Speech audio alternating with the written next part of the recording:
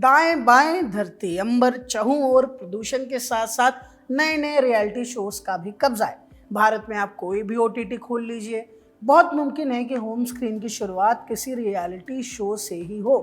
इसी फहरिस्त में एक नया नाम जुड़ा है कलर्स टीवी और जियो हॉटस्टार पर 2 अगस्त से शुरू हुए शो भोजपुरी बवाल का। नाम की तरह ही अब तक आए तीनों एपिसोड्स में शो का पूरा सार रहा है बवाल। निरहुआ से लेकर काजल, आम्रपाली से लेकर पवन सिंह और तेजू भैया तक शो में भोजपुरी सितारों की भरमार है। इसी बीच शो की एक क्लिप सोशल मीडिया पर खूब हिलोरे मार रही है, जिसमें पवन सिंह और तेजू भैया के बीच गर्मा गर्मी का माहौल साफ देखा जा सकता है। क्या है इस वायरल क्लिप का सच?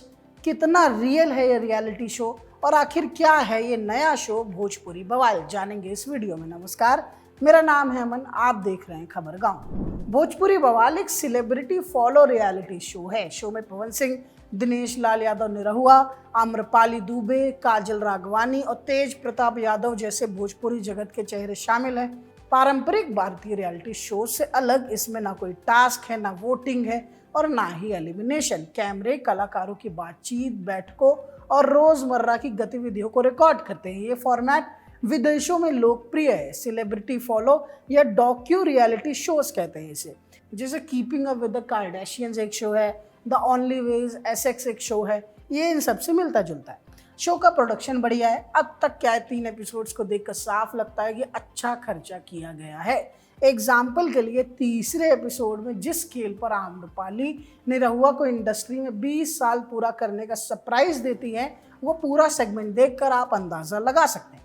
जिस डिनर वाले बवाल की बात हमने शुरुआत में की थी, अब आते हैं उस पर। हुआ यूं कि तेज प्रताप यादव एक इनविटेशन बॉक्स के जरिए सभी कलाकारों को डिनर पर बुलाते हैं। टेबल पर शुरुआत हल्की फुल्की बातचीत से होती है। निरहुआ बताते हैं कि वो और तेजू भैया बचपन में मिल चुके हैं। ऐसी बातें। बातों बातों में चर्चा भोजपुरी सिनेमा पर आती। तेजू भैया कहते हैं कि आजकल लोग भोजपुरी फिल्में कम पसंद करते हैं क्योंकि कंटेंट में अश्लीलता आ गई है। इस पर निरहुआ कहते हैं कि इसे खत्म होना चाहिए।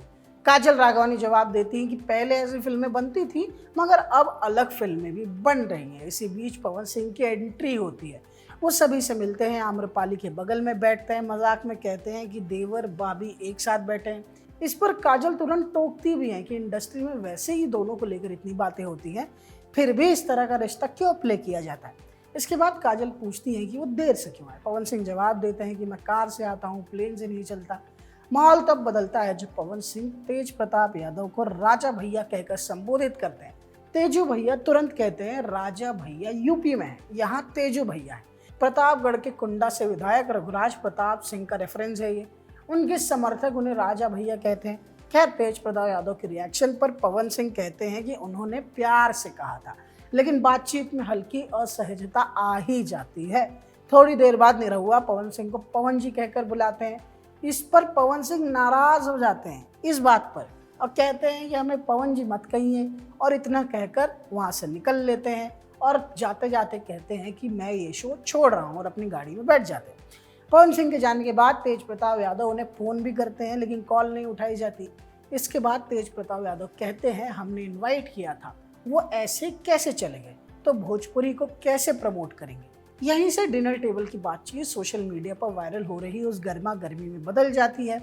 भले इसे एक रियलिटी शो कहकर बेचा जा रहा हो, लेकिन पवन सिंह जिस तरह बीच में उठकर चले जाते हैं, उसके बाद जो कुछ भी होता है उसे देखकर सवाल उठते हैं कि क्या ये सब वाकई उतना स्वाभाविक है जितना दिखाया जा रहा है, उतना रियल है जितना दिखाया जा रहा है।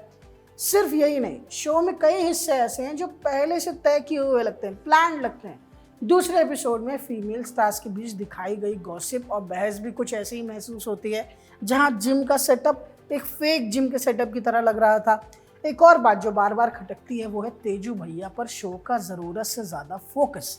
कई जगह ऐसा लगता है कि शो बाकी कलाकारों से ज़्यादा उनकी छवि बनाने में दिलचस्प रखता है। कभी उनकी पार्टी का जिक्र, कभी बिहार को लेकर उनके विजन की बात, तो कभी प्रोमो में उन्हें पैलेस के अंदर घोड़े पर दिखाना। ये सब मिलकर इसे एक सामान्य रियलिटी शो से ज़्यादा एक पर्सनैलिटी ड्रिवन प्रेजेंटेशन बना देता है। कुल मिलाकर अब तक के एपिसोड्स देखकर यही लगता है कि शो का मकसद किसी कहानी या नए फॉर्मेट को ईमानदारी से पेश करने से ज़्यादा ऐसे पल इकट्ठा करना है जो अगले दिन सोशल मीडिया पर वायरल हो सके। चाहे सावन में पवन सिंह से मुर्गा बनवाना हो, उनके ड्राइवर से बहस करने वाला हिस्सा हो, गाली गलौज वाला हिस्सा हो, या तेज प्रताप यादव के योगा वाले सीक्वेंस हो, हर चीज़ का जोर कंटेंट से ज़्यादा क्लिप बनाने पर है कि किसी तरह ये सोशल मीडिया पर वायरल हो। यही वजह है कि फिलहाल भोजपुरी बवाल एक रियलिटी शो कम और वायरल मोमेंट्स की सीरीज ज़्यादा लगता है। इस वीडियो में इतना ही। बाकी खबरों के लिए जुड़े रहें खबरगांव के साथ।